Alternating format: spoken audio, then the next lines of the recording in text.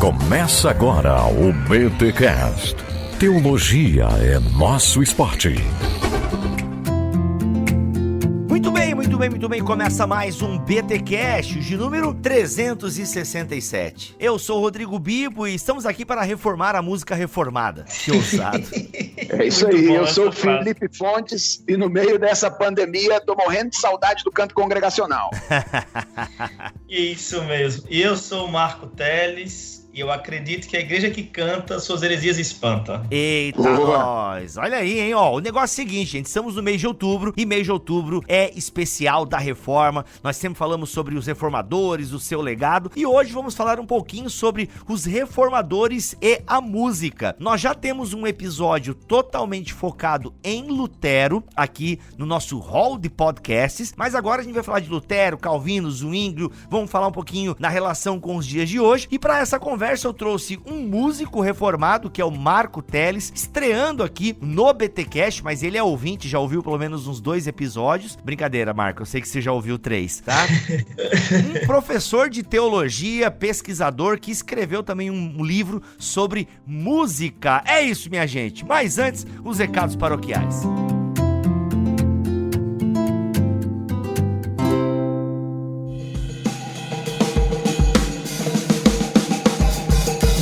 Recados paroquiais dessa semana, galera, até que enfim saiu a inscrição para você participar da terceira confraria Bibotalk. Galera, Entre Línguas e Letras é realidade. Vai acontecer nos dias 5 e 6 de novembro, lá no canal de vídeos do YouTube do Bibotalk. Inclusive, quero dizer pra você que tá rolando live toda semana lá, e uma live mais potente do que a outra. Não sei se isso é um adjetivo legal pra live, uma live potente.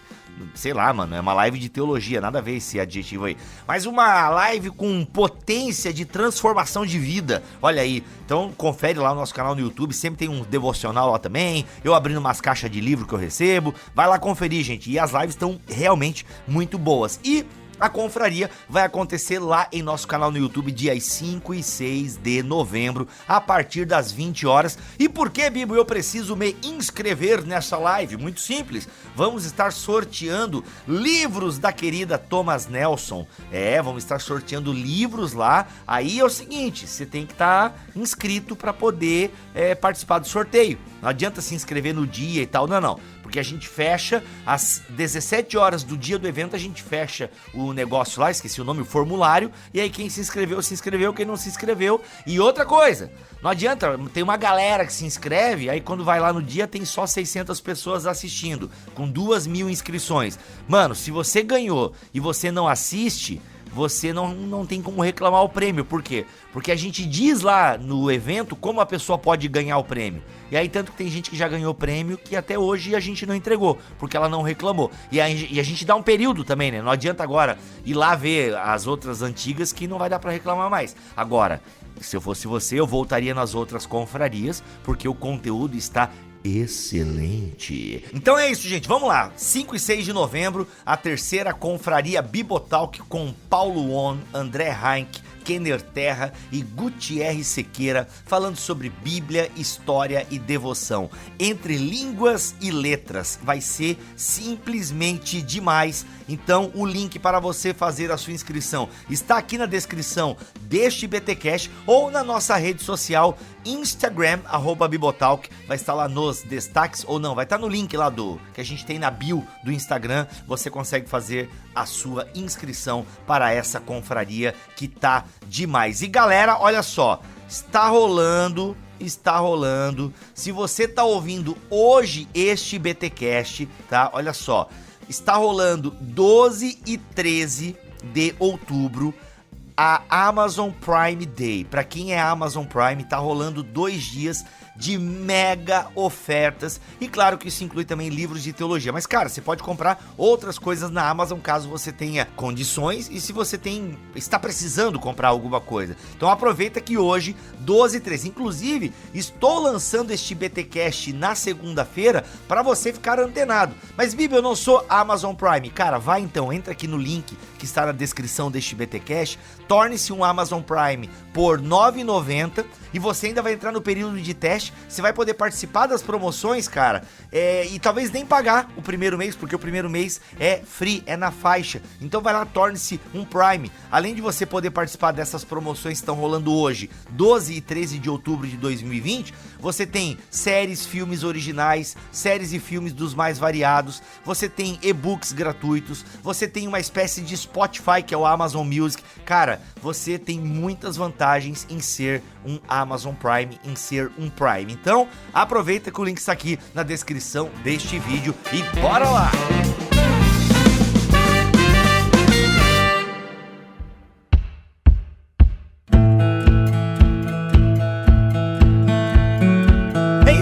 Estamos aqui para bater esse papo sobre teologia, música congregacional, reforma. Seja mais uma vez bem-vindo aqui ao BTcast, Felipe Fontes. Bibo, grande prazer, cara, sempre conversar com você. É sempre muito rica aí a oportunidade de trocar ideias sobre teologia, sobre a vida da igreja. E bom demais também poder conhecer o Marco aí e poder bater esse papo com ele. Muito bom. Estreando aqui no BTcast, bem-vindo, Marco Teles. O Felipe já se apresentou lá no BTcast que ele participou sobre o Ajuste Fino do Universo, um podcast sensacional. Felipe Fontes e Roberto Corvolan. E Teles, você tá chegando novo por aqui, então se apresente aí num tweet, pra nossa audiência. Não, na verdade eu lembro que uma vez eu participei de maneira bem pontual com um áudiozinho de introdução de um BTcast, não foi? Rapaz, até hoje, verdade. Até hoje eu recebo mensagem de pessoas que ouviram esse podcast, porque foi muito específico, né? Enfim, falou sobre um pouco de dor. Caraca. Não, mas voltando, de fato é a primeira vez que eu participo de um podcast mesmo enquanto convidado assim para entrevista. Eu tô felizão, moro em João Pessoa, sou músico, formado em teologia, estudo filosofia e, enfim, é isso aí. Nossa, músico estuda filosofia, daqui a pouco tá vendendo miçanga, sacanagem. O objetivo é esse, meu projeto de vida é esse. É o projeto de vida. Ô, mano, meu escritório é na praia, já cantava um hino assim, não tem?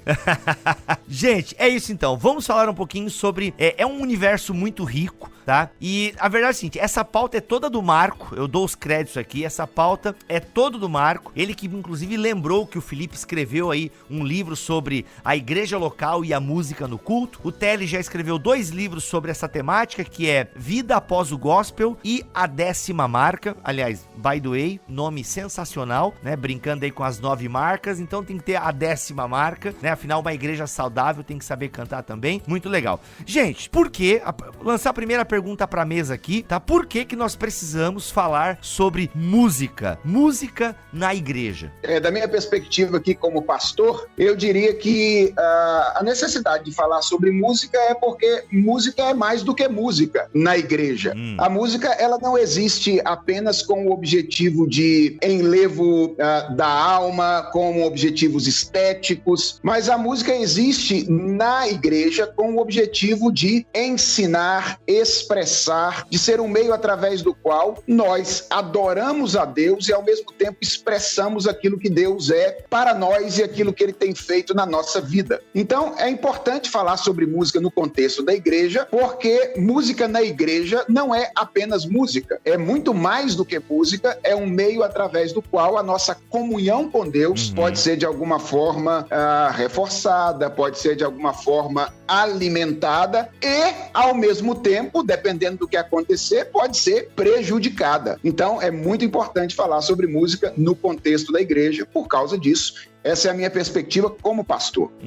E como músico? Então, minha perspectiva como artista e músico, ela complementa, ela é um pouco complementar disso daí, né? O Felipe falou sobre a música como um elemento que ela é mais do que música, simplesmente, né? Ela tem um valor didático, né? De ensino dentro da igreja, sempre foi assim ao longo da história, não seria diferente agora. A única coisa que eu poderia dizer enquanto artista é que é urgente falar sobre música na igreja, porque não tem sido poucos os artistas que eu conheço, por exemplo, ao longo da minha trilha aqui, da minha jornada, que por serem altamente artísticos e, enfim, e não se encontrarem no sistema musical da igreja, né, ou no sistema, assim, mais habitual que a gente está acostumado a ver dentro da igreja, por não serem entendidos, né, eles primeiramente têm dificuldade em se ler como um artista cristão reformado e como é que isso funciona, como é que é o funcionamento disso. Depois a igreja tem dificuldade dificuldade de entendê-los também. Então, falar sobre música também é acolher um público. E esse público é o público músico, artista, de forma geral. E aí, por último, eu diria que a música, ela nunca é somente música, né? Que o Felipe falou sobre isso. A música na igreja, ela não é somente música. E também, lá fora, a música nunca é só música, né? A música mais boba que você possa imaginar, a música mais simples que você possa imaginar, aquela mais despretensiosa que você possa julgar, ela carrega um conceito,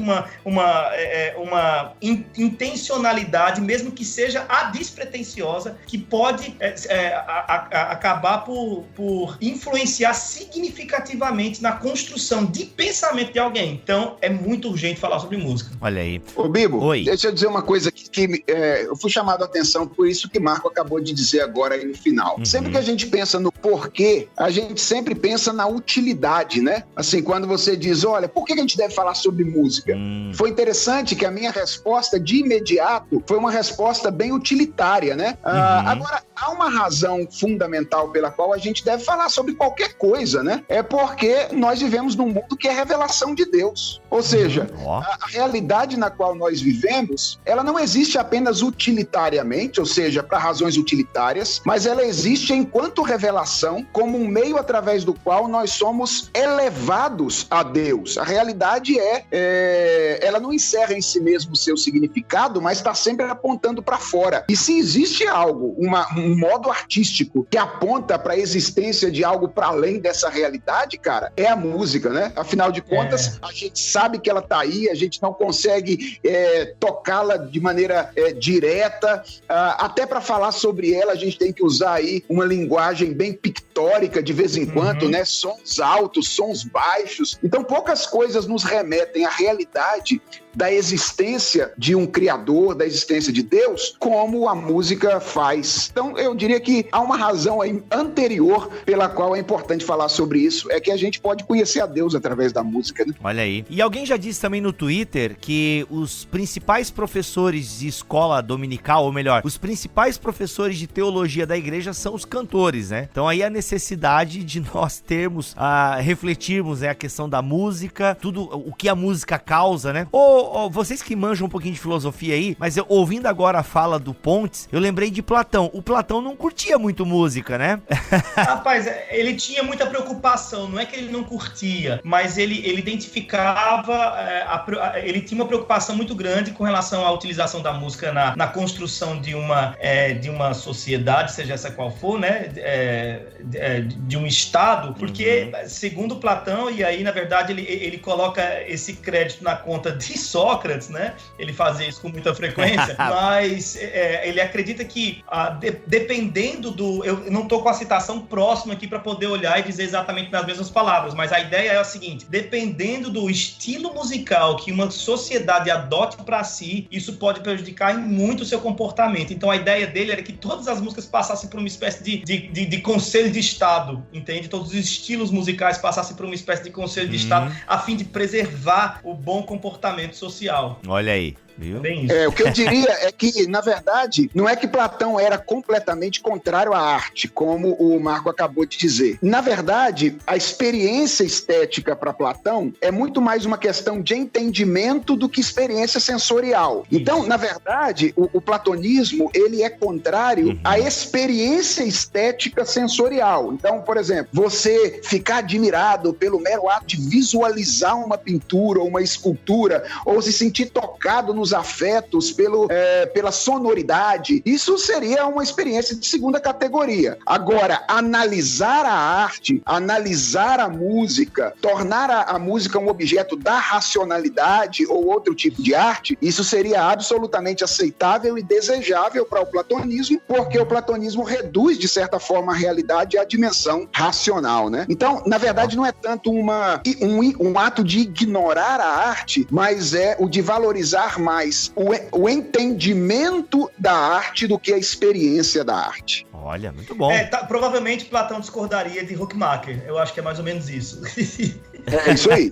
Gente, pera aí, agora a piada foi boa, mas eu não entendi. O que tem a ver Huckmacher agora com discordar de Platão? É que essas piadas muito cult assim, eu nem sei porque que eu puxei Platão aqui, porque eu também entrei num caminho que eu não sei sair, né? Mas agora vocês me ajudam aí, pelo amor de Deus, vamos lá. Não, porque quando o Huckmacher traz esse conceito da arte não precisar de justificativa, que de uma forma, assim, incrível, o Felipe Fontes acabou abordando essa situação aí na segunda resposta dele da primeira pergunta aqui do podcast, né? Com relação à música ter uma importância anterior à sua utilidade. Então, a ideia de Huckmacher é exatamente essa. A gente acaba atribuindo para a arte um valor utilitário, de modo que quando eu faço uma peça de teatro ou quando eu pinto uma tela, eu tenho que colocar o nome de Jesus, eu tenho que colocar um elemento de religiosidade, um elemento místico na tela para poder justificá-la a ponto de ela se tornar útil, né, para fins de evangelismo e tal. E aí o Huckmacher, quando ele fala que a arte não precisa de justificativa, ele vai libertar a arte dessas racionalidades, assim, em alguma medida. Ele vai oferecer para o artista a possibilidade de que ele expresse a sua visão de mundo da maneira mais exótica que ele quiser fazer, né, mas que ele expresse a sua visão de mundo de maneira liberta, entendeu? De maneira livre, sem precisar colocar termos litúrgicos na sua arte a fim de que ela se torne útil, né, utilitária. Não, ela é bela por si mesma, e aí, como o Felipe falou, ela, só pela música existir e ser um elemento metafísico que toca profundamente a alma e que a gente não consegue dominá-lo, mas ele está nos dominando o tempo inteiro, esse elemento da música, só nesse aspecto da própria conceituação do que é música, a gente consegue imaginar que existem elementos superiores à própria música que têm também a mesma constituição ou constituições semelhantes, né? De serem altamente reais, de moverem a gente de maneira significativa, mas de serem invisíveis aos olhos, entende? Então, a arte, ela se expressa de forma bela, sozinha, sem precisar ser utilitarizada. Nossa, entende?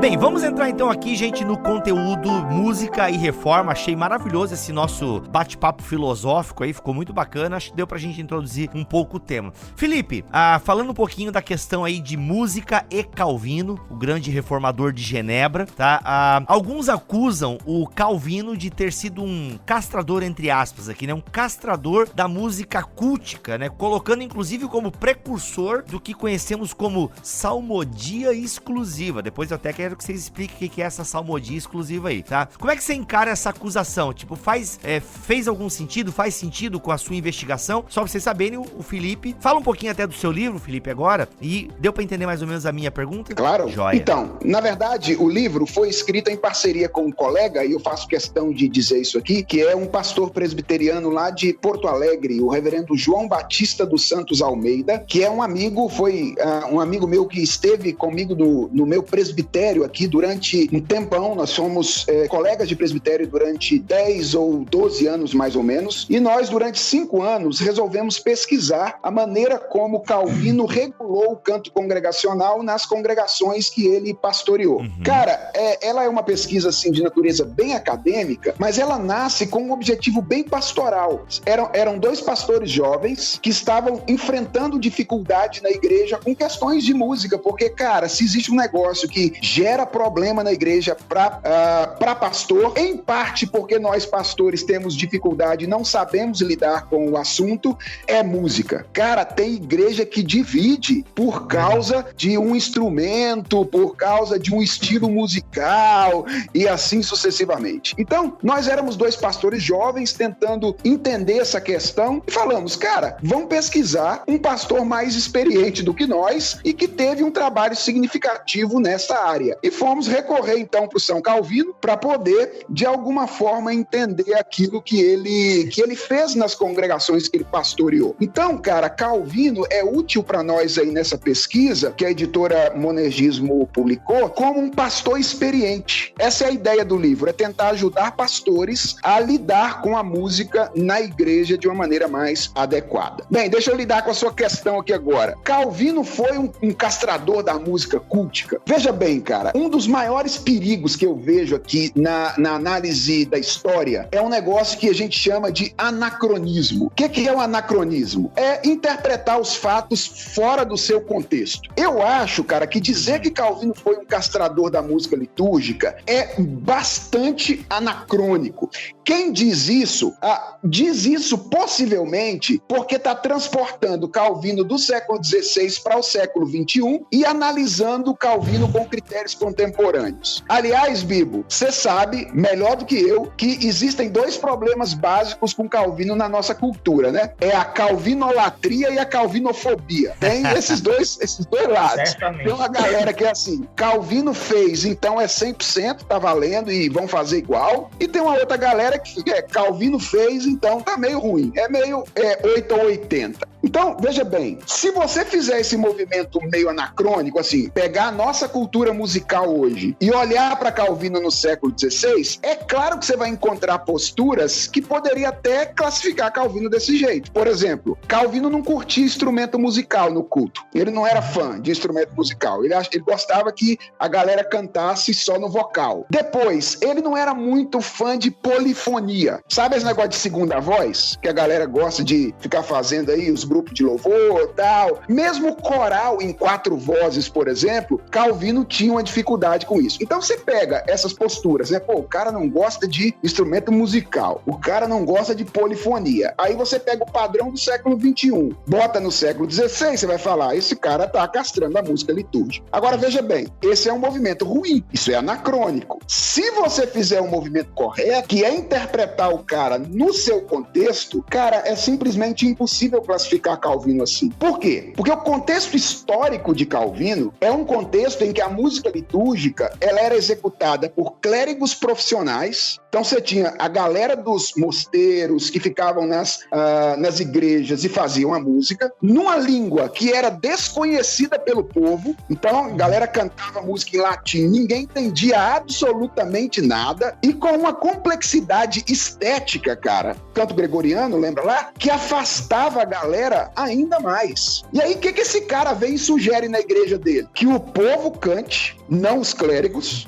na língua do povo e não no latim, e com melodias simples que poderiam ser ensinadas por um coral de criança. Veja bem, um cara que num contexto como esse defende um negócio desse tipo, poderia ser classificado como castrador da música litúrgica? Ou alguém retrógrado, né? Exatamente. Então eu acho que esse é um grande equívoco. Todos esses receios, cara, que Calvino tinha em relação à música, por exemplo, receio com instrumentos, com polifonia e tal, precisam ser encaradas dentro dessa tensão que existe na época entre o movimento reformista e o catolicismo romano. Eles são resultado do medo que um pastor tem de retornar àquele modelo de exclusão da sua comunidade em que ninguém entendia absolutamente nada do que cantava. Então, Calvino não é um cara anti-estético. Ele é um cara preocupado, dentro de seu tempo, com a inclusão das pessoas no culto e teme que algumas coisas como a complexidade instrumental, como a polifonia vocal, possa afastar as pessoas do canto congregacional. Não sei o que Marco pensa disso aí.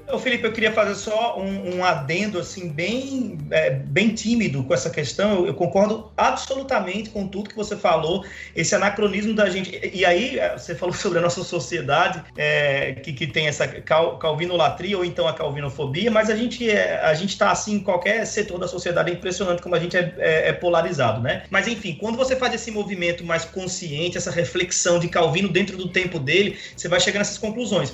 E quando eu particularmente vinha fazer os meus próprios estudos e tudo, eu fui entendendo também, Felipe, aí você me corrija se eu estiver errado, que uma das questões que os reformadores estavam sempre diante dela e querendo combatê-la era a coisa do culto católico romano, cheio de pompa, cheio de adereços, cheio de de atitudes quase que pirotécnicas, sabe como é que é? Então, os reformadores tinham desprenderam um esforço significativo para esvaziar o culto cristão dessa pirotecnia, entendeu? Dessas manifestações estéticas exageradas que tiravam de foco aquilo que realmente importa dentro de uma liturgia cristã, que é Cristo, o seu evangelho e a pregação da palavra de Deus e, como o Felipe já colocou, a participação dos santos em comunidade, né? A expressão dos santos diante de tudo aquilo.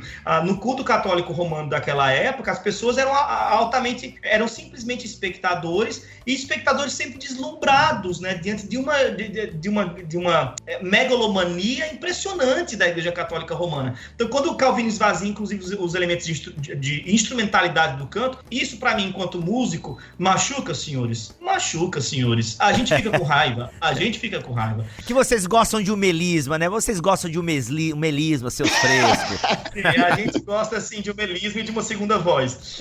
Especialmente a gente que nasceu em Goiás. Então, assim, mas quando você olha para Calvino dentro daquela batalha que ele estava lutando, ele estava num campo de guerra, minha gente. Ele estava num campo de guerra. Então, cada atitude de Calvino, né, Lutero também, Zwinglio e tudo, deve ser interpretada dentro do campo de guerra que eles estavam. E aí faz todo sentido. Você fala, não, provavelmente eu, como músico, também tomaria uma atitude bélica como esta, de esvaziar a comunidade de seus instrumentos e de suas complexidades do canto gregoriano e fazer viva a voz do povo, né? Então faz todo sentido, sim. Uma coisa que eu acho interessante dizer aqui, Bibo, sobre o livro é o seguinte: o livro não é uma tentativa de transposição imediata do que Calvino fez em Genebra e Estrasburgo para a nossa cultura. Longe disso. Assim, sabe? Calvino fez isso, faça você também. Isso seria o mesmo erro que eu estou acusando agora, cometer anacronismo. Então, qual é a ideia do livro? A ideia é dizer assim: Calvino fez isso.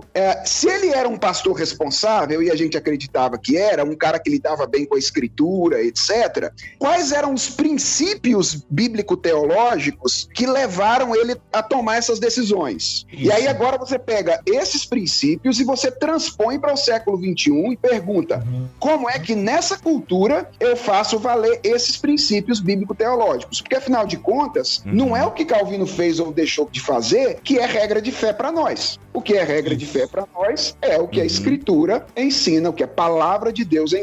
Então, no livro, Calvino só entra aqui como um pastor responsável e profundo que aplicou princípios da revelação. Entendi. Tá, então se eu tô pegando o fio da meada, a Igreja Católica Romana da época tinha um louvor cheio de pompa, até o Tuller é o editor, gente, o Teles falou do canto gregoriano, acho que isso aí todo mundo conhece. Eu, a propósito, acho lindo o canto gregoriano, já ouvi algumas vezes até aqui na minha cidade, uma vez eu peguei um ensaio, achei lindo e tal. Mas então, o Calvino, ele tira vários desses elementos porque ele queria uma coisa mais enxuta, então, sem essa pompa, sem a pirotecnia da Igreja Romana da sua época. Ok, então deu a entender que, e o princípio, qual é o princípio bíblico que Calvino usou pra chegar a essa conclusão? Vocês já falaram e eu não prestei atenção, ou realmente não falaram? Só pra eu entender aqui. Então, o que eu diria aí, Bibo, é que o princípio por excelência que fez com que Calvino tomasse algumas decisões bem rigorosas quanto à questão litúrgica aí, era o princípio da teocentricidade do culto e o princípio da racionalidade do culto. Acho que esse era o princípio que estava ali, de alguma forma, entulhado pelo monte de entulho medieval, que não permitia que as pessoas participassem de maneira intencional e de maneira racional daquilo que acontecia na liturgia, que as pessoas pudessem entender aquilo que estava acontecendo por ocasião do culto público. Então, esse é o grande princípio por excelência que faz com que Calvino tome essa decisão de extirpar dessa liturgia medieval esse aparato aí estético que de alguma forma prejudicava no entendimento dele o entendimento do culto por parte dos fiéis. E um segundo elemento importante é o princípio da inclusividade, até por causa da doutrina do sacerdócio universal dos santos, que é uma doutrina reformada, que diz que a partir do momento em que nós estamos em Cristo, nós temos livre acesso a Deus e não dependemos da mediação da igreja, uma vez que a mediação de Cristo ela já foi feita, nós temos acesso ao Pai, acesso a Deus, então todos nós devemos participar da adoração de igual modo. Então Calvino tem uma preocupação que é incluir os fiéis na participação no culto público. Cara, tem umas coisas assim que a gente é filho da nossa cultura, né? Então talvez para as pessoas nem passe na mente a ideia de você ir à igreja e não participar do que está acontecendo lá, de não cantar, de não ser convidado a orar. Mas em boa parte da Idade Média, o membro da igreja, ele era apenas um espectador, era alguém que via aquilo que acontecia encenado no altar, por meio do que a igreja mediava a relação dessa pessoa com Deus. A teologia reformada exige um novo culto. Cara, isso é muito interessante. O nosso culto é um resultado da nossa teologia. A maneira como nós compreendemos quem Deus é e como nós nos relacionamos com Ele determina a maneira como nós o adoramos. E o que está acontecendo aqui na Reforma é o resultado da teologia sendo espraiado para a dimensão cultica ou para a dimensão litúrgica. Então, respondendo a sua pergunta, quais são os dois princípios fundamentais aqui? Eu diria, o da racionalidade do culto, necessidade de entendimento do que acontece no culto, e o da inclusividade, o da inclusão do povo na participação na adoração. Olha aí, bem Platão, hein? Bem Platão. Não foi à toa que eu puxei o Platão lá no começo, hein?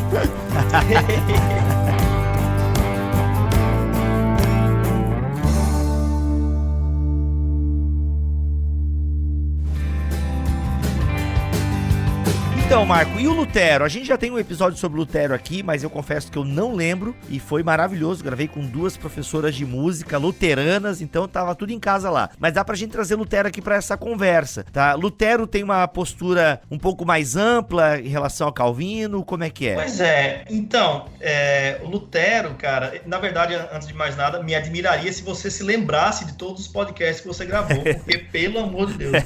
Mas assim, o Lutero, ele tem uma postura com relação à música um pouco mais expansiva, assim, ele a usa de forma um pouco mais, sei lá, exagerada não é uma palavra adequada para isso, mas me faltam palavras adequadas. Mas a palavra exagerada cabe bem em Lutero, eu tô tranquilo com essa palavra. Sempre, é verdade, sempre, é verdade. Mas assim, inclusive ele mesmo também foi compositor de algumas canções, né? Existe uma frase que, enfim, não sei se é verdade ou não, mas alguns dizem que foi um padre jesuíta que chegou a dizer isso, né? Certa vez, que os hinos de Lutero mataram mais almas do que os seus sermões, né? Uma espécie de crítica, porque a música de Lutero, ela ganhou muito as vielas do mundo medieval, né? Ela ganhou muito as ruas, né? Ele utilizou isso amplamente. Tem uma citação que eu faço de Lutero, né? No livro 10ª Marca, quando eu estou falando sobre essa discussão, porque no 10ª Marca tem um momento específico que eu faço o quê? Eu tento colocar na mesa Calvino, Lutero e Zwinglio, porque me parece que são 3 posições um tanto quanto distintas umas das outras, né? Mas que podem cooperar numa construção, numa reflexão de como é que a gente tem que se comportar hoje em dia na nossa relação com esse elemento que é a música no culto. Mas o Lutero, citando ele aqui no livro, ele vai dizer o seguinte: a música é uma esplêndida dádiva de Deus e eu gostaria de exaltá-la com todo o meu coração e recomendá-la a todos. Por mais que eu queira exaltá-la, a minha exaltação será sempre insuficiente e inadequada. Então ele era o louco da música, assim, para quem é músico, Lutero é o rei, entendeu? Se Calvino é a nossa teologia, Lutero é a nossa referência para música, assim, no sentido de que ele valorizava tanto que ele chegou ao ponto de, quando enviou seus filhos para a escola, né, mandar recomendações claríssimas ao diretor do internato para que houvesse muito cuidado com relação na escolha do professor que faria a instrução musical dos seus filhos, e ele diz assim, eu só instruo acerca de teologia, queria eu instruir teologia em música também, né, porque para Lutero seria isso que forma a postura do cidadão, né, na sua sociedade, a música mais a teologia, isso transforma alguém em alguém muito, muito hábil e necessário. Agora, diferente de Lutero e de Calvino, a gente tem Zwinglio, que nem sequer música vai colocar na sua proposta de liturgia, né? Zwinglio, para ele, quanto menos mais adequado, né? Parece que a ideia de Zwingli, no final das contas, seria um único homem simples de Bíblia aberta no meio do povo, sabe? Paredes não pintadas, música esvaziada, enfim, qualquer tipo de outro elemento esvaziado, seria só a administração dos sacramentos mesmo e a pregação da palavra com oração e tal. Então, assim, enquanto eu escrevi o 10ª Marca, a minha questão nessa sessão era perguntar como é que essa comunicação entre a posição de Lutero, que amplamente usa a música, a posição de Calvino, que dá pra gente um princípio valioso, que é a utilização bíblica na construção do canto, e a posição de Zwingli, que, embora tivesse esvaziado a sua liturgia de canção, ele, aos 22 anos de idade, foi formado em escola de artes, né? E ele tocava alguns instrumentos musicais, e alguns atribuem a ele a fundação da orquestra sinfônica de sua cidade. Então, assim, ele esvaziou o culto, mas colocou a música onde ele achava que ela deveria estar, que é no mundo lá fora. O cristão deveria expressar a sua fé entre os demais, né, por meio da arte, da música e tudo mais. Então, como é que a gente olha para esses 3 camaradas e a gente extrai aí algo que seja adequado para o nosso comportamento diante da música, né? Então, no livro, a minha conclusão, entre aspas, seria buscar de Calvino esses princípios que o Felipe colocou muito bem aqui, sobretudo o princípio da palavra. É uma coisa até que eu gostaria de ouvir o Felipe, depois da minha fala aqui, eu gostaria de ouvi-lo sobre isso, porque o Calvino, alguns vão dizer que ele limitou a construção do canto na liturgia aos salmos, né? Mas me parece que não é bem o caso. De toda forma, Calvino limitou a construção da música litúrgica às escrituras, e isso é um valor impressionante que nós temos para aproveitar ainda hoje. Lutero traz para a gente uma ampla utilização do elemento da música, Calvino traz para a gente uma supervalorização das escrituras no canto, e Zwingli traz para a gente uma valorização da manifestação do cristão, da sua fé por meio da arte lá fora. Então veja se a parceria desses 3 não deve ser para nós um caminho bacana para a gente começar a refletir a música, né? Eu lembro quando eu fazia seminário... Se não tivesse uma Santa Ceia ali, esse pessoal podia estar tudo junto, né? Podia, cara. Se eu tivesse uma ceia para estragar... Pois é, mas assim, eu lembro que quando eu fazia seminário, sempre que a questão da música era trazida, você tinha que escolher um lado. Ou você era Lutero, então você usava a música de todo jeito, inclusive aproveitava elementos seculares, por assim dizer. Ou você era Calvino, entendeu? Então você ficava exclusivamente restrito à salmodia. Ou então você era zwingliano e música só serve lá fora para você se manifestar na sua fé. E eu não acho que isso é bacana, mas enfim, é mais ou menos um pouquinho por aí que eu fui caminhando, e eu gostaria de saber do Felipe Fontes se é justo a gente dizer que Calvino, na sua proposta, circunscreveu o canto litúrgico aos salmos, ou se o recorte dele foi, na verdade, circunscrever o canto à Bíblia. Olha aí, é verdade. Boa pergunta essa. Isso aí tem a ver com aquela questão que o Bico levantou lá no começo e que acabou passando aqui despercebida, que é a questão da salmodia exclusiva, né, Bico? Você levantou ela lá no começo, e tem a ver com isso aqui, que é salmodia exclusiva, é a defesa de que o único canto que pode ser entoado pela igreja por ocasião do culto seria os salmos. Ou seja, você só poderia entoar o saltério. Veja bem, isso é inegável, que os salmos ocuparam um lugar de centralidade no canto calvinista. E se existe uma contribuição significativa da tradição reformada, e eu estou usando aqui reformado de maneira mais restrita, né? Da tradição calvinista, a inódia posterior foi o saltério. Então, de fato, os salmos ocuparam um lugar central na proposta reformada para a música litúrgica. Agora, o que me chama a atenção é o seguinte: o tom de Calvino, ao defender o canto dos salmos, então, meu ponto Calvino foi um defensor do canto dos salmos, nunca foi um tom restritivo. Pelo contrário, foi sempre o de incentivo positivo. Ou seja, Calvino entendeu da seguinte maneira: cara, se eu tenho um inário inspirado, um conjunto de orações inspiradas que foi inserido na escritura, esse negócio tem que ter um papel de centralidade na maneira como eu encaro o meu canto e as minhas orações na igreja. Então esse livro tem que ter um papel fundamental, afinal de contas são os únicos hinos e orações inspiradas que a gente conhece e foram inseridas na escritura sagrada.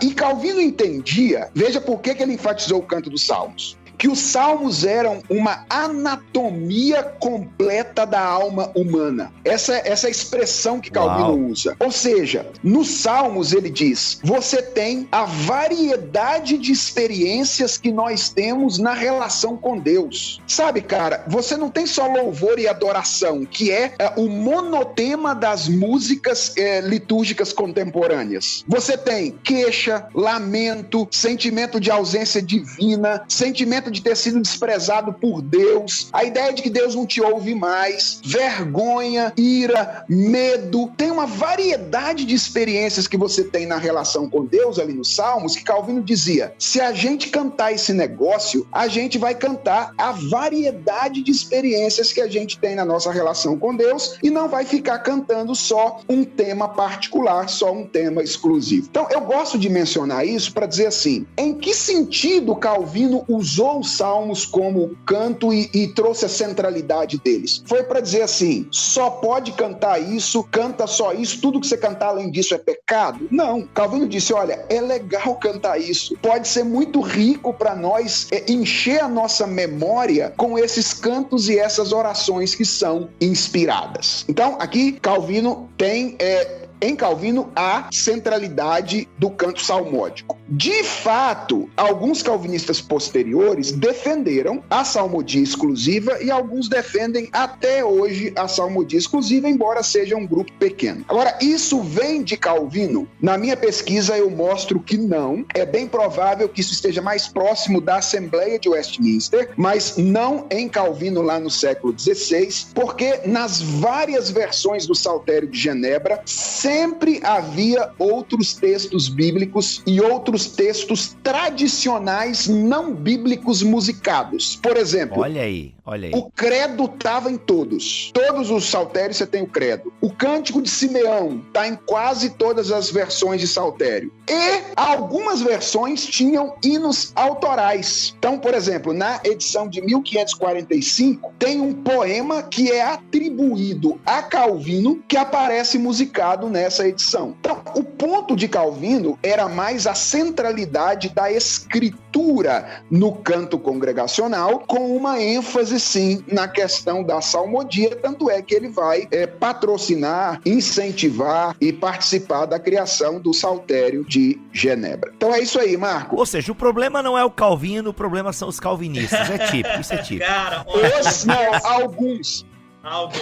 Alguns, é verdade. Ouvir, Felipe, você ter esse tipo de discurso maduro, né, e muito claro sobre essa postura de Calvino é um alívio, né? Eu confesso que quando eu fui escrever o 10ª Marca, o meu público-alvo mesmo são os reformados, né? Diferente do Vida Após o Gospel. Vida Após o Gospel, que saiu ano passado, foi um livro que, obviamente, por se tratar do mercado gospel e por separar alguma seção nele, né, uma seção pequena, para elaborar uma crítica, né, a indústria fonográfica cristã chamada gospel, é claro que esse livro acabou atingindo muito mais o terreno pentecostal, tá? Mas o 10ª Marca, Uma Igreja Saudável Sabe Cantar, que é, na verdade, uma espécie de tiradinha com o livro 9 Marcas de uma Igreja Saudável do Mark Dever, que é reformado, né? Ou seja, já no título eu deixo bem claro para quem que eu tô falando. Eu acho que nós, reformados, calvinistas, sobretudo, a gente tem tido muita dificuldade para manifestar a nossa boa teologia, né? Boa teologia que eu coloco entre aspas, não no sentido de que realmente considero a minha teologia melhor do que as dos demais, mas porque acredito que muitos dos nossos calvinistas assim o fazem, né? Então, a gente tem tido muita dificuldade em considerar a nossa boa teologia, a nossa confissão de fé, em ver isso se manifestando em doxologia, né? Desaguando em doxologia. Parece que temos uma teologia, a gente lê as institutas todo ano, a gente lê Confissões de Agostinho, a gente faz nossos filhos decorarem a Confissão de Fé de Westminster, mas no final das contas, o nosso repertório comunitário, ele tá nas mãos dos pentecostais, os quais a gente não considera uma teologia tão adequada assim, né? Eu estou falando em tons genéricos, tá? Até porque quando fala em pentecostal aqui, mano, eu já lembro da Assembleia de Deus e a harpa cristã é saudável, cara. A harpa cristã é saudável. A harpa cristã... Muita coisa boa, né? Se você cortar na veia da harpa cristã, só sai teologia. Mas aí o que acontece, cara? A gente tá cantando o quê? Tu és soberano sobre a terra, sobre os céus, tu és Senhor. Uma música pentecostal, que veio de ambiente pentecostal. A gente tá cantando o quê? Grande é o Senhor e muito digno de louvor. Essa música é boa, né? Todas elas são maravilhosas e elas vieram dos nossos irmãos pentecostais. Pô, gelei aqui agora, mano. Pô, eu gelei porque a minha adolescência, a minha juventude foi chorando em vigília cantando essas músicas aí, pô. Tá louco? Gelei aqui agora. Mas essa que é a grande questão, Bibo. Nós que estamos no terreno calvinista, a gente critica muito o ambiente teológico pentecostal, mas me parece que a gente sobrevive do ponto de vista da música do que os pentecostais produzem. Até as músicas boas que nós cantamos, elas são de autores pentecostais. Então, a ideia do livro 10ª Marca, Uma Igreja Saudável Sabe Cantar, é tipo, gente, a nossa teologia não está despertando jovens para compor, e aí eu levanto duas hipóteses, Felipe. A primeira delas seria isso daí da salmodia exclusiva. Será que não seria a ideia da salmodia exclusiva defendida por alguns desde a construção da Confissão de Fé de Westminster, embora naquele período gente gabaritada como o próprio Jonathan Edwards tivesse feito grande oposição, né, à ideia, à leitura da Confissão de Westminster com os óculos da salmodia exclusiva, né? Mas mesmo assim, vem daquele período ali. Será que isso não causou um prejuízo histórico na composição dos calvinistas, né? Especialmente, sobretudo, nos dias atuais, porque na história, não. A gente tem Isaac Watts, por exemplo, que, meu Deus do céu, um gênio da composição cristã e reformado. Mas, enfim. E uma outra suposição que eu tenho é que talvez o nosso ambiente, ele demore, né? Ele tem tido uma demora em expressar a sua teologia por meio de uma doxologia contemporânea. Talvez essa demora seja porque no nosso ambiente se difunde muito conceitos como graça comum, conceitos como o mandato cultural, os conceitos que dão certa liberdade para o artista ir para fora dos muros, né? Como diria Marcos Almeida, ir para além templo, né? Então, com isso, a gente tem jovens que sonham em cantar nos grandes festivais de música popular brasileira, que sonham em estar nas cenas de música geral, mas não sonham em construir um repertório adequado para a sua liturgia reformada. Então, é mais ou menos pensando sobre tudo isso que eu fui ponderando, sabe? E é legal ver você falando isso, Felipe, e olhando para Calvino, não como alguém que incentivou a salmodia exclusiva, mas que elevou o valor dos salmos, isso é inquestionável, né? É, de fato, um livro muito valioso, mas identificou na Bíblia como um todo terreno fértil para a canção. E aí, me desculpe, posso discordar assim, ou pelo menos levantar um negocinho? Você que manda, cara. Estamos aqui para isso. Rapaz, não é de... Só não fala mal de Armínio aqui no meu podcast. Então, mas era isso. Fica à vontade. Mas era isso. Tô brincando. Pode falar assim, tô brincando. Assim, quando você tava falando, eu até anotei aqui na hora, você falou assim, o processo de Calvino em elevar o valor dos salmos seria porque não são eles os únicos cantos inspirados que nós temos, e aí eu sei que você sabe que a resposta é não, né? Mas na hora do automático, isso vem pra fora, entende? Assim, dentro da comunidade reformada. A gente olhar para as escrituras, a gente tem cantos inspirados que vieram de Moisés, cantos inspirados que vieram... Você mesmo citou o Simeão, né? No livro de Lucas, e o Apocalipse é praticamente um musical da Broadway. Calma, mano, calma, fica calmo, calma.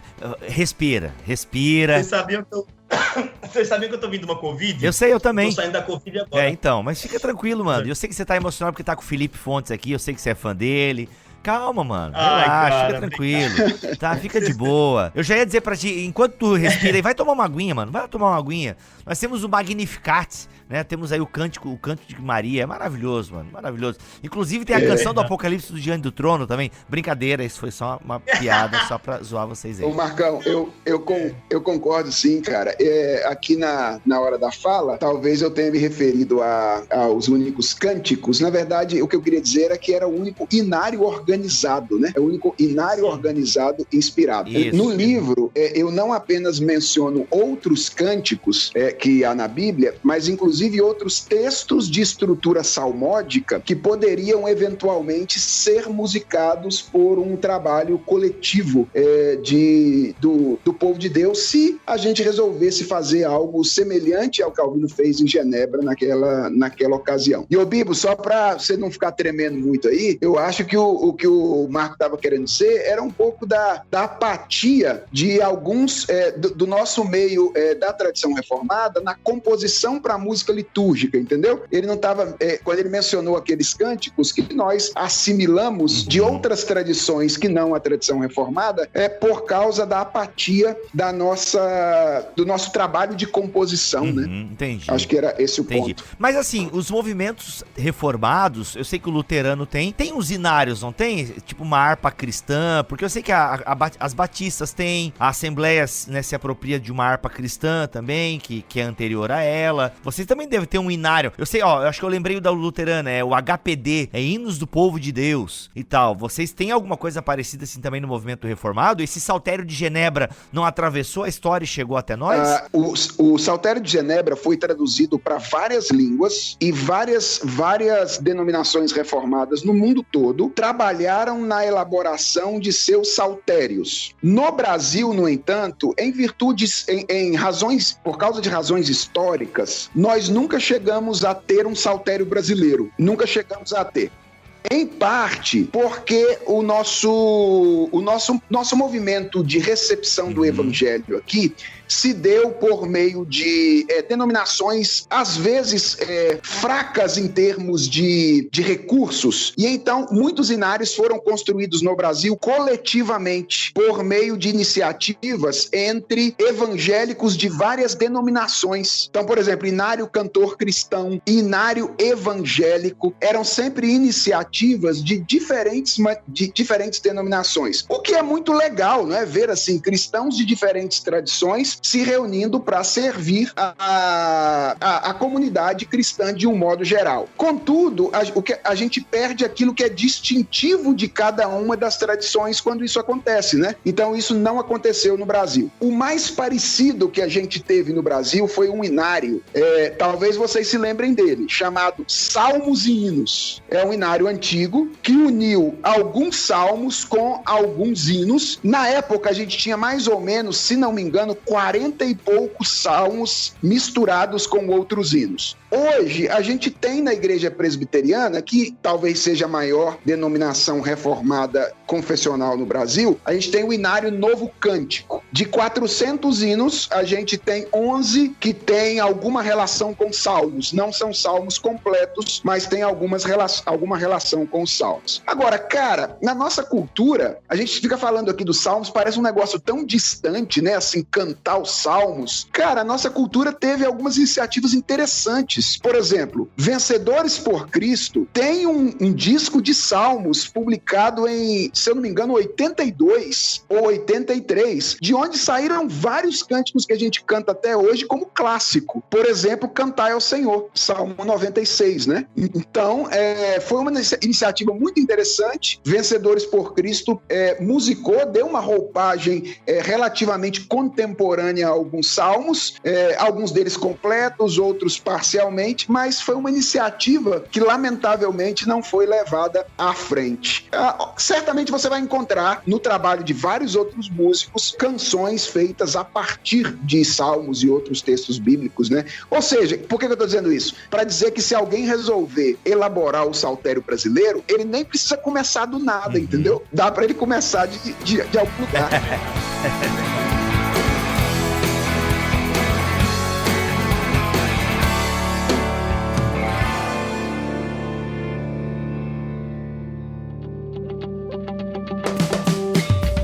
Gente, pra gente caminhar pro final, eu sei que tem muito mais coisas pra nós falarmos aqui, mas também tem o livro de vocês que a galera pode encontrar, espero que na Amazon, ok? O link vai estar aqui na descrição deste podcast, mas eu vou fazer a mesma pergunta pra vocês dois, e aí eu vou deixar o Felipe responder primeiro. Marco, tu te vira pra responder diferente dele depois.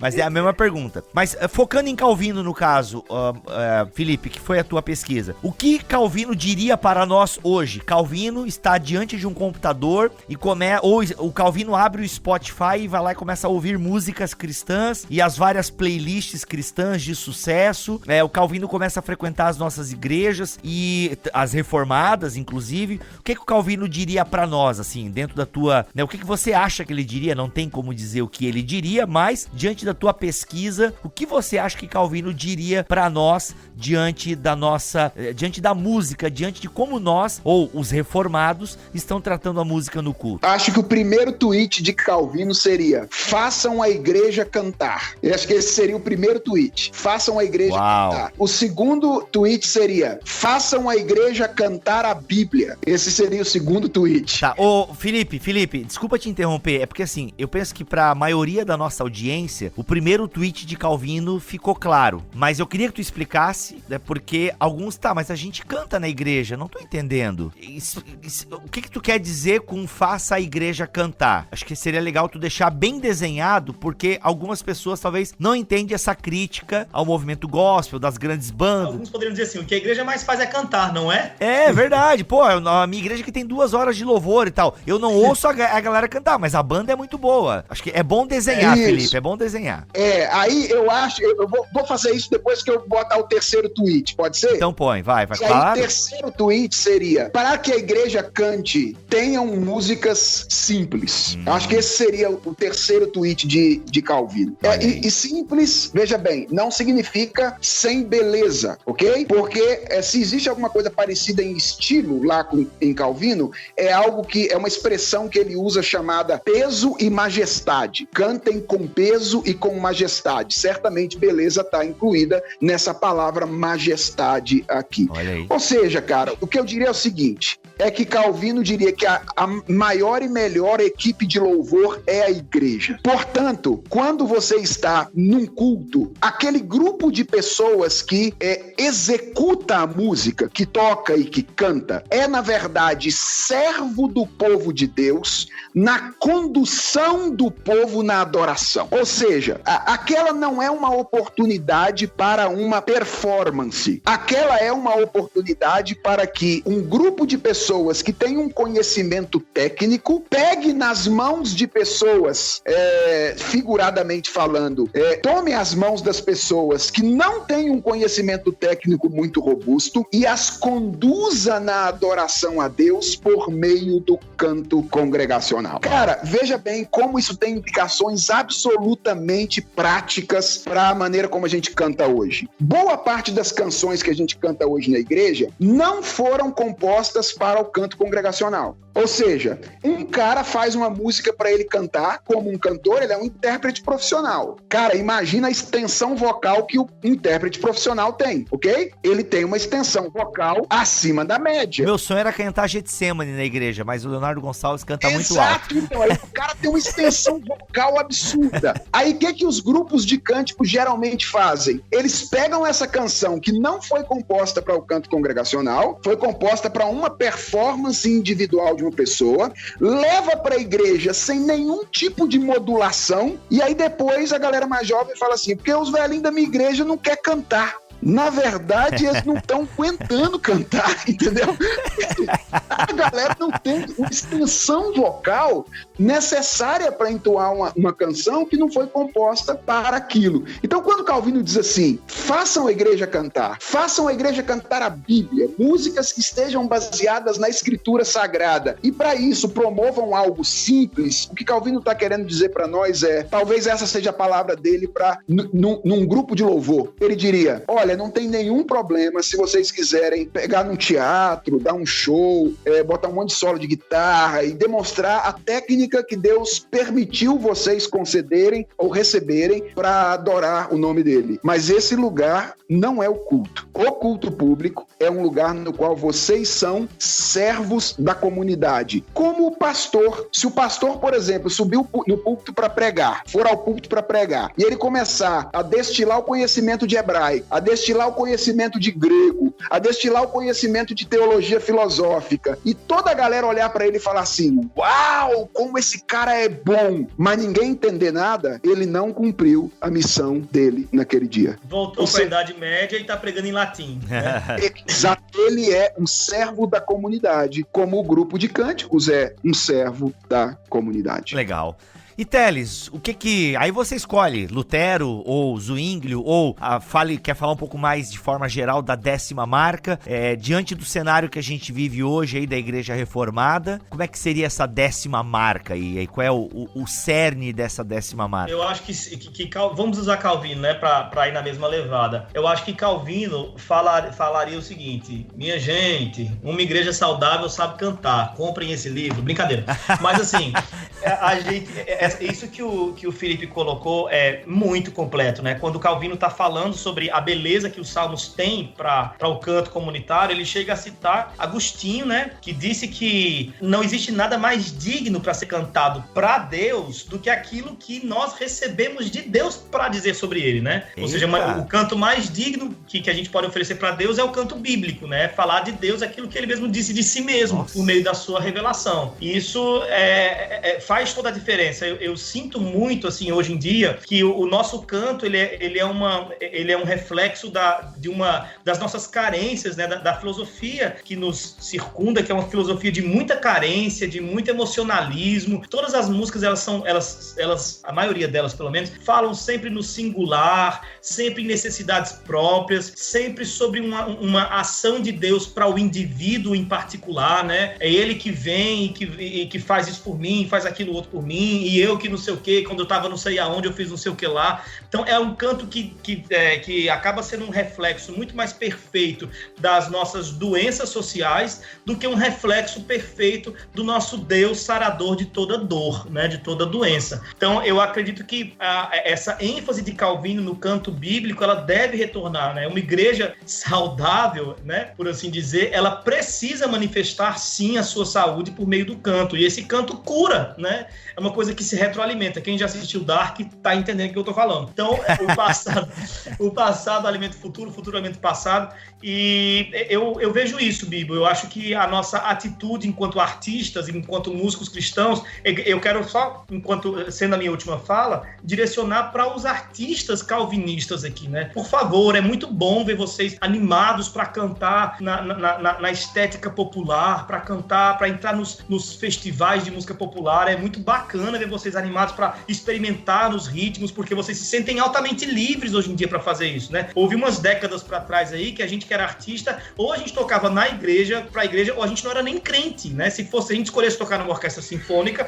a gente seria excomungado facilmente de qualquer igreja cristã protestante. Hoje em dia, os calvinistas não têm mais esse fator limitador, né? E eles estão se sentindo muito bem. Então, parabéns, que bom, é legal ver vocês atuando lá fora na sociedade e tal. Mas, por favor, olhem para a igreja, tenhamos compaixão do que a igreja está cantando, minha gente. Tenhamos compaixão e vamos compor. Eu acho que movimentos como o Coletivo Candeeiro, que eu sou diretor aqui no Nordeste, né, que tem levantado nomes como João Manô, Ana Heloísa, Calmará, Norton Pinheiro, as minhas próprias músicas também, as músicas de amigos meus como Projeto Sola, músicas do meu amigo André, do Canto Verbo, esse pessoal aqui que está querendo compor, que está querendo construir uma doxologia contemporânea sobre a nossa teologia antiga, esse pessoal está correndo atrás de um prejuízo. Então você que é jovem, você que é calvinista e que sonha em cantar nos cenários seculares, beleza, não tem problema nenhum nisso, mas olhe para a sua igreja local e sonhe em ver a Mariazinha aí, que o Felipe Fontes citou, que não consegue cantar as músicas de hoje em dia, sonhe com ela cantando. Vai lá e compõe uma canção bíblica para Maria cantar junto com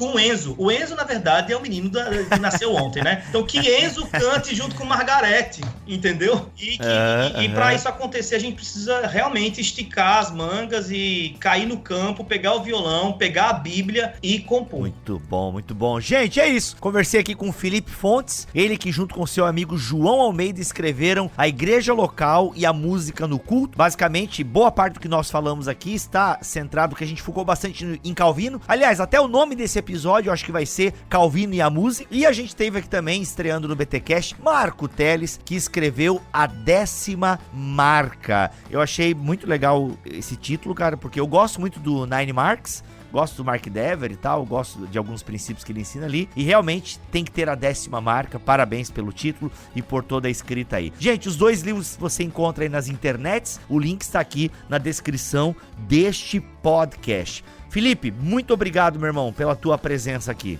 Cara, sempre muito bom falar com você.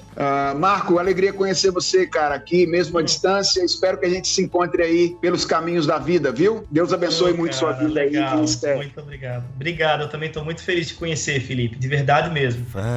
Fanzaço, meu Deus. Ô, Marco, obrigado, mano, pela tua presença aqui. E olha só, eu quero que você, sei lá, despede a gente cantando aí o... Pô, já fizeram uma música legal do... Eu conheço uma versão luterana da Bênção Sacerdotal. Que o Senhor te abençoe e te guarde. Tem uma versão mais moderna, hein? Não. Eu só conheço essa. Tem não, cara. Tem não. Vamos pedir pros Guilherme do Sola fazer, que eles estão na liturgia, né? Com toda a gota serena compondo pra liturgia, né? Olha aí, então. Mas essa tu não musicou? Porque agora você fez um projeto, Teles.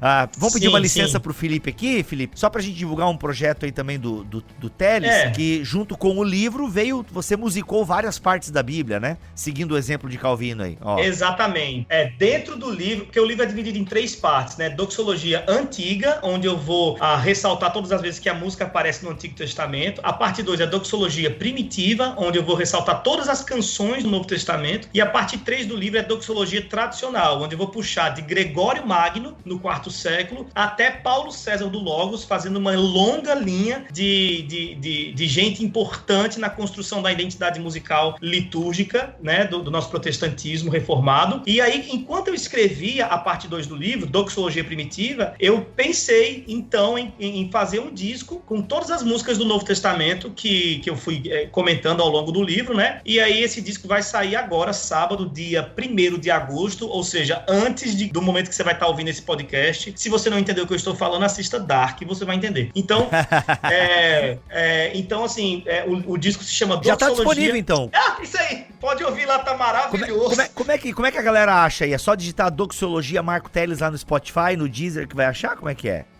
Doxologia Primitiva, tá em todas as plataformas, desde YouTube, Spotify, Deezer, tem todas as canções do Novo Testamento com uma estética contemporânea. A grande sacada que eu acho do disco Doxologia Primitiva é que eu quis enfatizar que a questão é o conteúdo. Se eu estou cantando as escrituras, tanto faz a estética. Portanto, tem música que lembra muito a estrutura da década de 90, das comunidades, né? Azaf Borba, essa galera aí. Tem música que lembra muito a estrutura litúrgica, a estrutura worship que o pessoal usa hoje em dia, que eu tenho certo repúdio, mas usei pra mostrar que esse nunca foi o problema, a estética. Tem músicas que eu compus em formato inológico, então tem uma construção bem característica dos inólogos dos séculos passados, e tem música que eu compus bem pop, né? Então tudo isso está ali dentro do Doxologia Primitiva, são só canções bíblicas, mas a estética varia ao longo do projeto. Tem também músicas experimentais, que eu uso tambor e tal, essas paradas, e tudo isso pra dizer, gente, a questão primária sempre foi o conteúdo e não a estética. Entende? Olha aí. É isso. Muito bom. Então tá bom, gente. Muito obrigado. A gente vai, se tiver permissão aí, se não tiver direitos autorais aí, a gente vai terminar o BTcast dessa semana ouvindo aí uma das canções do Doxologia Primitiva. Mais uma vez, obrigado, Felipe. Mais uma vez, obrigado, Marco Teles. A gente vai ficando por aqui. Voltamos a semana que vem, se Deus quiser e assim permitir. Fiquem todos na paz do Senhor Jesus. A minha alma engrandece ao Senhor e o meu espírito se alegra em Deus, meu Salvador. A minha alma engrandece ao Senhor e o meu espírito se alegra em Deus, meu Salvador. Atentou para o bom soprado ao vento.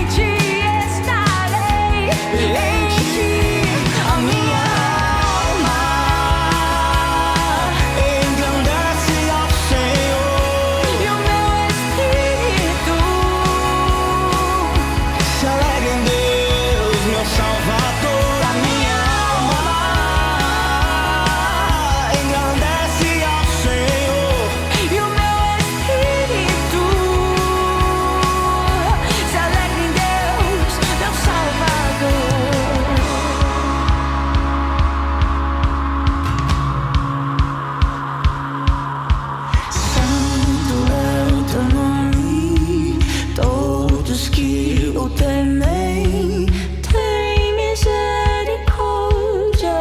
para se valer. Santo é o teu nome, todos que o temem tem misericórdia para se valer. Todos que o temem tem misericórdia para se valer. Santo é o teu nome, todos que o temem tem misericórdia para se valer. A minha alma engrandece ao Senhor e o meu espírito se alegra em Deus, meu Salvador. Minha alma engrandece ao Senhor e o meu espírito se alegra em Deus, meu Salvador.